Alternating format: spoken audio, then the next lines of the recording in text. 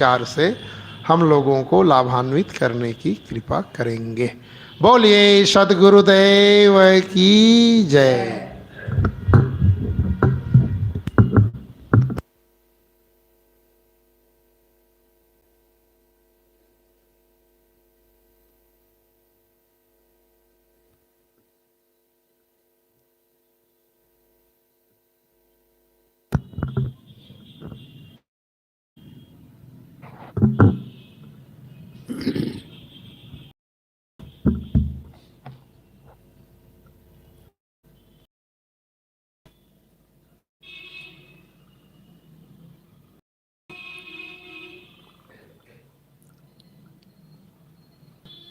मंगलमय मंगल करन मंगल रूप कबीर, ध्यान धरत नासत सकल करम जनित अघ पीर। अजर अमर त्रय काल सत जो अनंत चेतन, निज अनुभव से जान जात जो शांत तेज गण। निर्विकार निर्द्वंद सदा सर्वोपरि सोई, तेहि पद दर्शक दिव्य रहने उतबोधक जो। ऐसे मुक्त स्वरूप जो श्री गुरुवर के चरण चित, शीश झुकावत दास जन्म मरण भय हरन हित। बोलिए सद्गुरुदेव की जय। मुद मंगलमय संत समाज, आदरणीय धर्म प्रेमी बंधुओं, श्रद्धा मूर्ति देवियों, अभी हम लोग साथियों से बहुत सुंदर विचार श्रवण कर रहे थे। मेरे लिए भी निर्देश हुआ है आपके बीच निवेदन प्रस्तुत है। मैं आपके बीच हमारा असली धन क्या है, हमारी असली पूंजी क्या है, मैं इसी पर चर्चा करना चाहूँगा। क्योंकि जिस धन से हम परिचित है, जिस पूंजी से हम अपने परिचित है, वह धन वह पूंजी किसी का स्थायी नहीं है। हमें वह धन चाहिए, हमें ऐसी पूंजी चाहिए आज भी वह धन हमें सुख दे और भविष्य में भी सुख दे, और इस जीवन के बाद भी वह धन हमारे साथ जाए। उस धन को हमें जमा करना है, उस धन का हमें संग्रह करना है। जिस धन से हम परिचित हैं, उस धन से हमारे पूर्वज भी परिचित थे, आज हमारे बीच नहीं है। पितामह पर पितामह वो भी मान रहे थे, ये मेरा घर है, ये मेरा परिवार है, ये मेरा खेत खलिहान है, वो भी मान रहे थे। आज उनका कुछ नहीं रह गया है। हमें तो ऐसा धन जमा करना है जो सदैव हमारा साथ रहे। चंदूलाल जी ने बहुत सुंदर गाया है भजन में, संग चले सो धन है संतों, छूट जाए सो माया। जो संग में चलता है वो धन है, छूट जाए वो माया है। जो संग में चलता है वो धन है। क्या शरीर साथ में चलता है? शरीर भी यहीं के यहीं रह जाता है। जिसको हम धन मानते हैं वह भी जहाँ का तहाँ रह जाता है। जिस परिवार को हम कहते हैं अपना है, वो भी यहीं के यहीं रह जाते। हमारे साथ वह धन साथ में जाता है, वो है शुभ कमाई और शुभ संस्कार हैं, जो हमारा अंग संग सदैव रहने वाले, हमारी आत्मा के साथ, हमारे जीव के साथ, हमारे साथ सदैव साथ देने वाले, वो है शुभ कमाई, शुभ संस्कार है। यही हमारा असली धन है, यही हमारी असली पूंजी है। और ये कैसे जमा होंगे, कैसे संग्रह होगा? इस सत्संग में ही ये संग्रह होता है। भक्ति के मार्ग में चलने से ये संग्रह होगा, धर्म के मार्ग में चलने से संग्रह होगा। वह धन जो हमें कभी ना दगा दे, कभी हमसे छूटे ना। और ये कैसे होगा? शुभ कर्मों के द्वारा ही ये संग्रह होगा। इसलिए किसी ने बढ़िया कहा है, कर्म हमारा अच्छा है तो किस्मत हमारी दासी है, धर्म हमारा अच्छा है तो घर में मथुरा काशी है। कर्म धर्म दोनों अच्छे तो जीवन बने अविनाशी है, कर्म धर्म दोनों खराब तो गले के यम की फांसी है। कर्म हमारा अच्छा है तो किस्मत हमारी दासी है। कहने वाला कहता है, अगर कर्म हमारा अच्छा है तो किस्मत हमारी दासी बन करके सेवकाई करेगी। अगर कर्म हमारा अच्छा है तो घर में ही मथुरा और काशी है। कर्म धर्म अगर दोनों खराब है तो यही हमारे लिए गले की फांसी हो जाएगी। कर्म धर्म दोनों अच्छे हैं तो यही जीवन के लिए सहायक होंगे। कर्म अगर हमारा अच्छा है तो किस्मत अच्छी बनेगी, कर्म हमारा अच्छा है तो भाग्य अच्छा बनेगा, कर्म हमारा अच्छा है तो तकदीर अच्छा बनेगा, कर्म हमारा अच्छा है तो प्रारब्ध अच्छा बनेगा, कर्म हमारा अच्छा है तो संस्कार अच्छे बनेंगे। कर्म के अनुसार भाग्य बनता है, कर्म के अनुसार तकदीर बनता है, कर्म के अनुसार किस्मत बनती है। अगर कर्म अगर हमारा बढ़िया है, कर्म हमारा अगर अच्छा है तो अच्छे संस्कार बनेंगे, अच्छी किस्मत बनेगी, अच्छा तकदीर बनेगा। और आज भी हमें सुख मिलेगा, भविष्य में भी सुख मिलेगा, और इस जीवन के बाद भी वो हमारा साथ नहीं छोड़ने वाले। यदि हमने भाग का अच्छा निर्माण किया है, तकदीर का अच्छा निर्माण किया है, तो लाख शैतान मिल करके हमारा भाग को, हमारा तकदीर को छीन नहीं पाएगा। क्योंकि हमने भाग का, तकदीर का, किस्मत का अच्छा निर्माण किया है। मौत भी आपका तकदीर को, आपका भाग को, आपकी किस्मत को वो भी छीन नहीं पाएगी। मौत केवल शरीर को वह मारती है, शरीर को लेगा। आपका तकदीर, आपका भाग, आपकी किस्मत को मौत भी कुछ भी नहीं कर पाएगी। यदि हमने भाग का गलत निर्माण किया है, तकदीर का अच्छा निर्माण नहीं किया है, तो होगा क्या?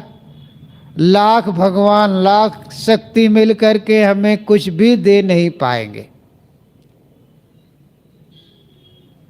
सामने रहेंगे वो भी साथ नहीं देंगे।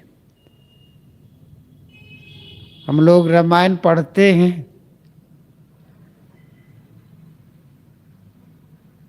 राजा दशरथ के यहाँ भगवान राम कहे जाने वाले साक्षात जन्म लेकर के वो आए थे, लेकिन दशरथ का भाग ही ऐसा था, उनका तकदीर ऐसा था, साक्षात भगवान उनके यहाँ बेटा के रूप में जन्म लिया, लेकिन उन्हें सुख नहीं दे पाए। जब उन्हें वनवास दिया गया, उसका वियोग वो सहन नहीं कर पाए। और 2 बेटे तो ननिहाल में हैं, और भरत शत्रुघ्न राम और लक्ष्मण वन में हैं। जब उनकी मौत हुई, उनका निधन हुआ, तो चारों बेटे उनके पास नहीं रहे। लोग कहते हैं अंतिम में बेटा मुख में पानी डालेगा। अरे भाई, आपके तकदीर ही अच्छा नहीं है, भाग ही अच्छा नहीं है, तो भगवान होकर के भी उनके मुख में पानी डालने वाले नहीं मिल पाए। लाख भगवान मिल करके हमें दे नहीं पाएंगे, साक्षात भगवान आ जाए। एक कहानी याद आ गई इस संदर्भ में। शिव और पार्वती, आप जानते हैं शिव जी महाराज अवघड़दानी, तुरंत खुश हो जाते हैं, आशीर्वाद भी देते हैं, वरदान भी देते हैं, और नाखुश भी होते हैं, शराब भी दे देते हैं। शिव और पार्वती दोनों भ्रमण में थे, एक गांव से गुजर रहे थे। दोनों गांव के छोर में एक विशाल बरगद का पेड़ था, चबूतरा था। दोनों सुस्ताने लगे, बैठ गए। बगल में एक झोपड़ी थी, वहां से 2-3 प्राणी थे। 2 अपने पति और पत्नी और उनका बच्चा। घर को देख करके पता चल गया कि आदमी कैसा है। सूर्य के किरणें घर में पड़ रहे थे, कपड़े भी फटे पुराने, दरिद्रता सामने झलक रही थी। तीनों आकर के वहीं बैठ गए। पार्वती उनकी दशा देख करके वो द्रवित हो जाती है। वो कहती है, आप अवघड़दानी हो, इनको भी कुछ दूं तो, लेकिन ये ले भी नहीं पाएंगे। काहे नहीं ले पाएंगे? दे तो सही। अच्छा, तो उन्होंने अपना परिचय दिया कि सुनो, हम दोनों, ये पार्वती है, मैं शिव जी हूँ, शायद सुने होंगे नाम। हम लोग चाहते हैं कि कुछ दें तुम लोगों को, मांगो वरदान के रूप में। तीनों मौन, बोल ही नहीं रहे। बुढ़िया की ओर इशारा किया। बुढ़िया ने कहा, भगवान आप खुश हैं तो देखो, इस बुढ़ापा में न मैं कुछ काम कर पाती हूँ, न भोजन बना पाती हूँ ठीक से। अगर आप खुश हैं तो मैं 22 साल की युवती हो जाऊं। एवं वस्तु आशीर्वाद मिल गया, 22 साल की युवती हो गई। वो कहानी है, कहानी से प्रेरणा ली जाती है, कहानी से सच नहीं होती है। अब बूढ़े बाबा से इशारा किया, अब तुम मांगो।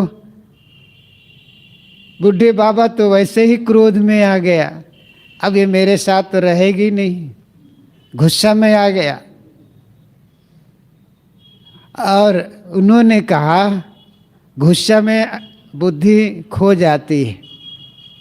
उन्होंने कहा, अगर आप खुश हैं भगवान तो ये कुतिया हो जाए, ये सामने खड़ी है, वो कुतिया हो जाए। अब भाई भगवान के वरदान है, कुतिया हो गई, कू कू करने लगी।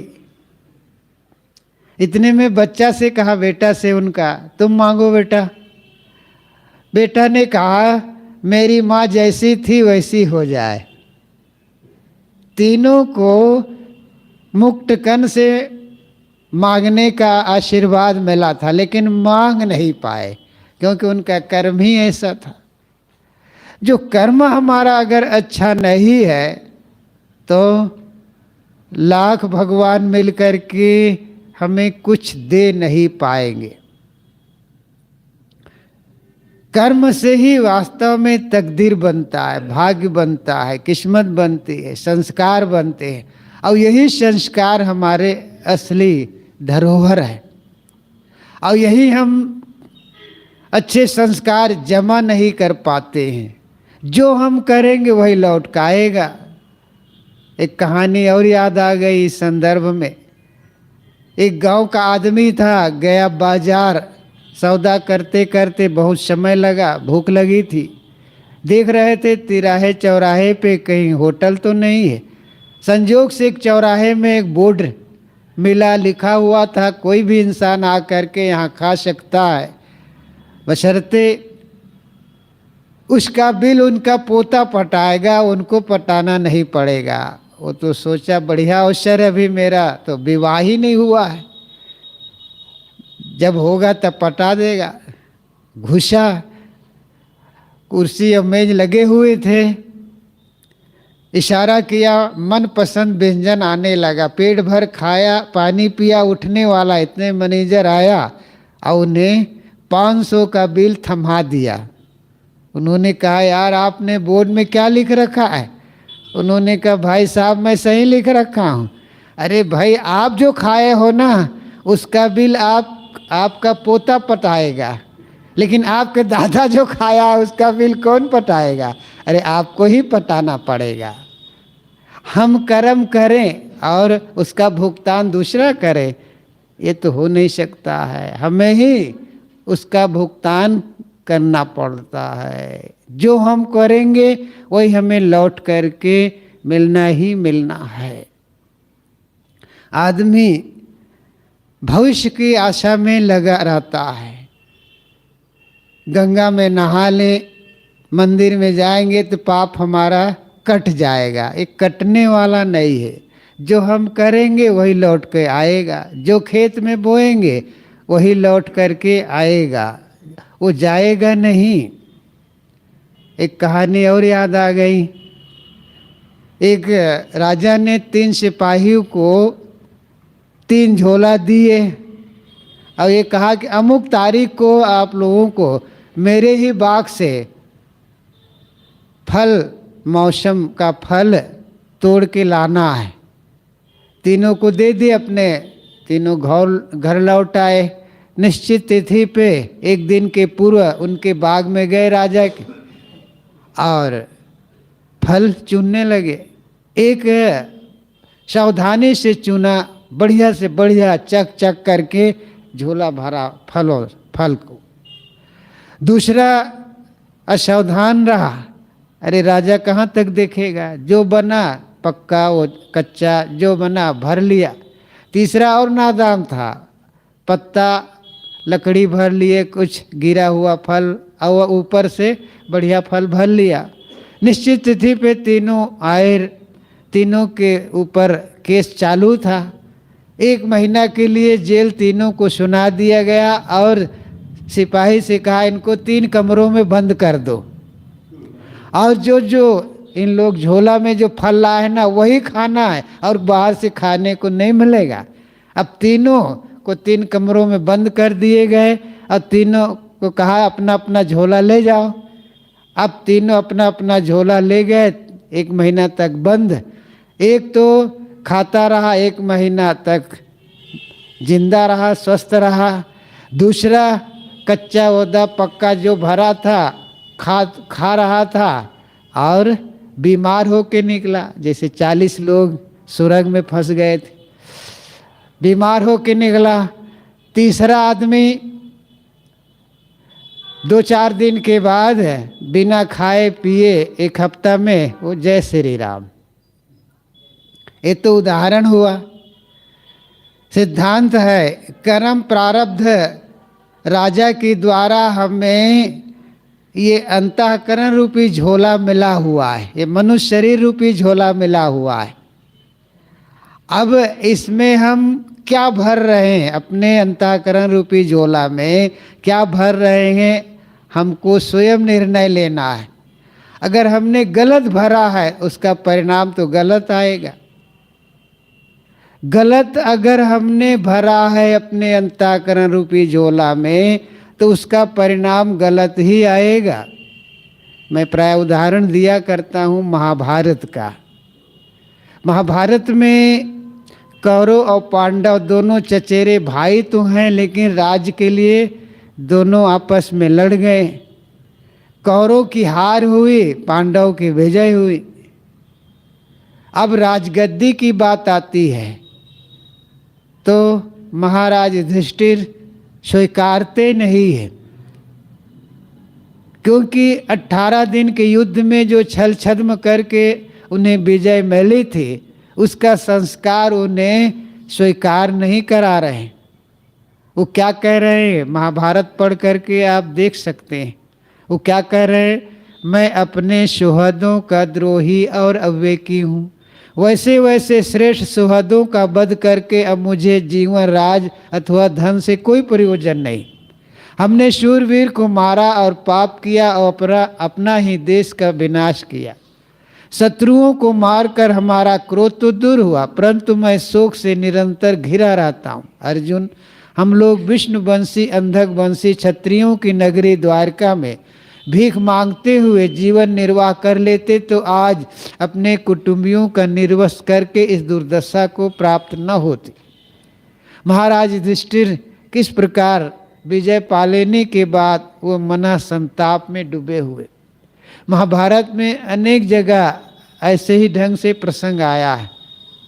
एक जगह और प्रसंग है, कुरुक्षेत्र के युद्ध में मारे गए बंधु बांधवों की आत्म शांति के लिए जलांजलि देने के लिए 5 पांडव द्रौपदी के सहित गंगा के किनारे 1 महीना रुके हुए हैं। उन्हीं दिनों में देवर्षि नारद आए। कुशल मंगल के बाद देवर्षि नारद ने कहा, धर्मराज, विजय पा लेने के बाद सारा राज आपका अधीन हो गया, क्यों संतुष्ट हो ना?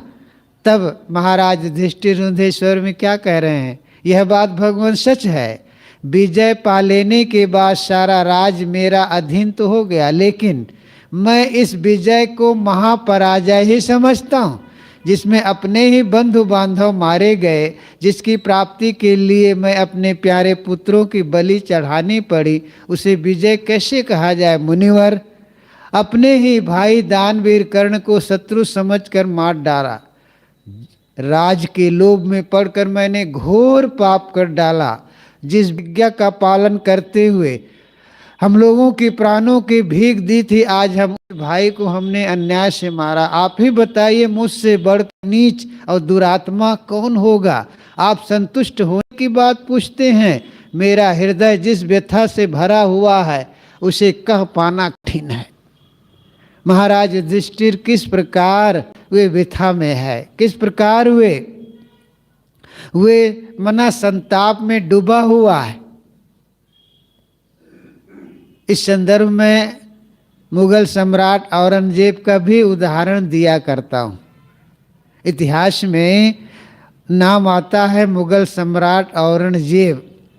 वे राज्य के लोभ में पड़ कर के अपने 3 भाइयों की हत्या उन्होंने करवा दी, दारा शिकोह जैसे भाई को, और अपना पिता शाहजहां को उन्होंने कैद कर लिया और यहाँ तक कहा आपको एक प्रकार का अन्न दिया जाएगा जो आपको पसंद हो।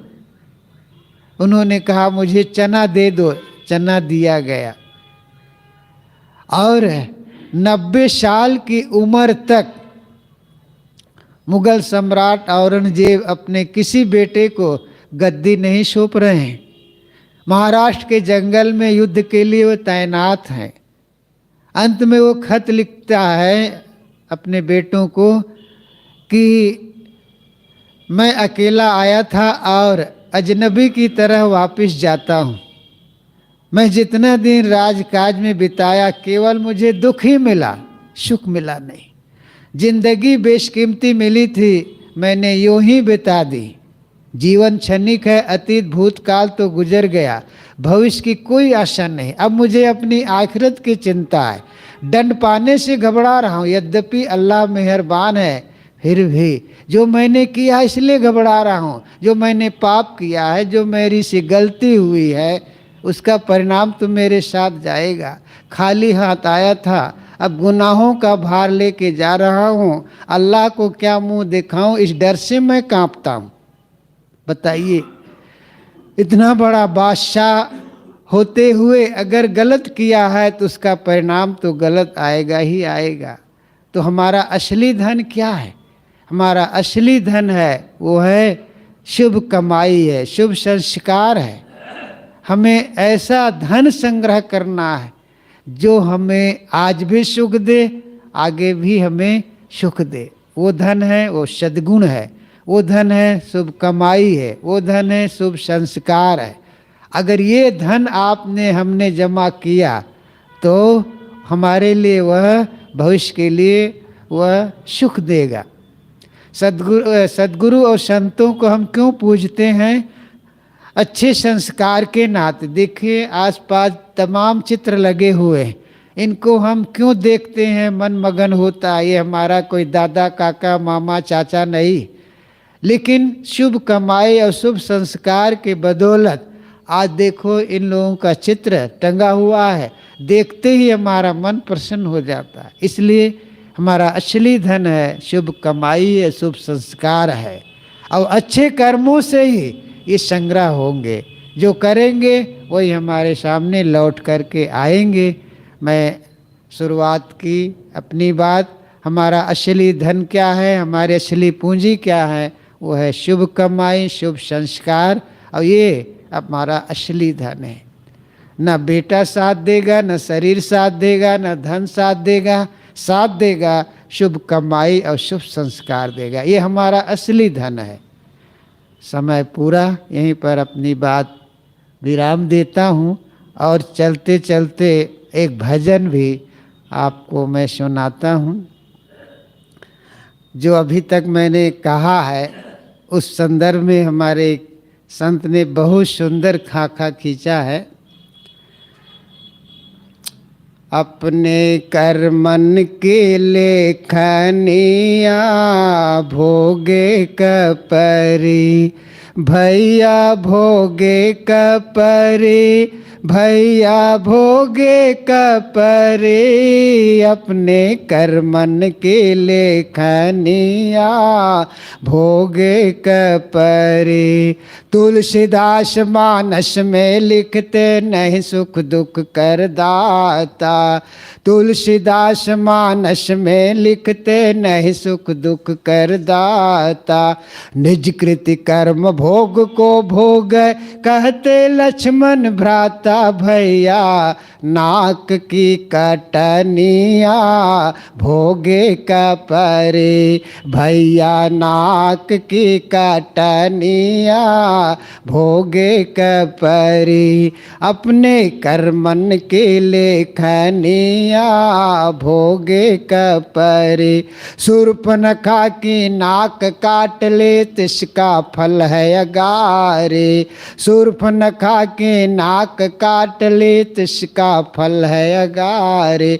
तेह कारण से सीता हरण भय दुखी हुई नर नारी। रावण देते धाम कनिया भोगे कपरी। रावण देते धम कनिया भोगे कपरी। अपने कर्मन के लेखनिया भोगे कपरी। भैया भोगे कपरे, बबुआ भोगे कपरे। अपने कर्मन के लेखनिया भोगे भोगे कपरे। 52 रूप बनाकर विष्णु बल के संग छल कीना। 52 रूप बनाकर विष्णु बल के संग छल कीना। तही कारण से देखो बुला रहा, 52 रूप बनाकर विष्णु बल के संग छल कीन्हा। 52 रूप बनाकर विष्णु बल के संग छल कीन्हा। 3 फाल में राज न पाकर गला ने जीवन भर कीन्हा। देखो विष्णु की करनिया भोगे कपरे। देखो विष्णु की करनिया भोगे कपरे। अपने कर्मन के लेखनिया भोगे कपरे। ऋषि भेष बनाकर रावण सीता को हर लेना। ऋषि भेष बनाकर रावण सीता को हर लेना। तही कारण से ऋषि भेष बनाकर रावण सीता को हर लेना। तही कारण से लंका विनाश भयो भेद विभीषण दीना। देखो रावण की करनिया भोगे कपरे। देखो रावण की करनिया भोगे कपरे। बाली को छिप करके मारे दशरथ सुत भगवाना। बाली को छिप करके मारे दशरथ सुत भगवाना। तही कारण से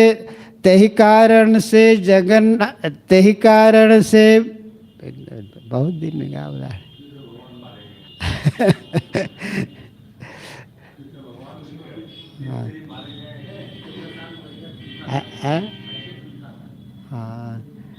बाली को छिप करके मारे दशरथ सुत भगवान।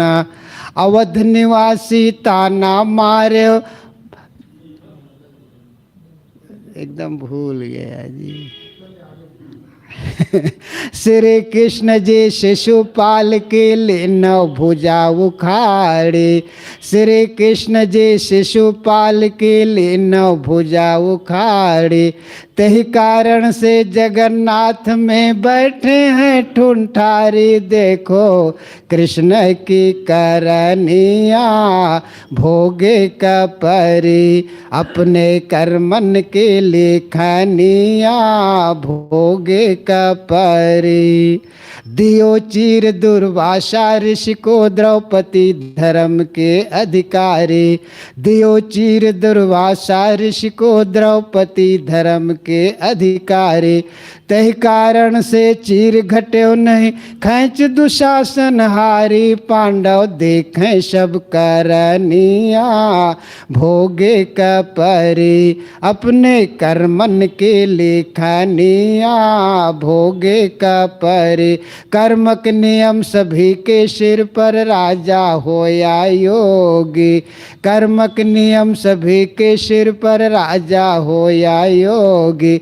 जो जैसा कर गए जगत में सो सब कर्मन भोगी। छोड़ो चोरी हिंसा झूठनिया भोगे कपरे।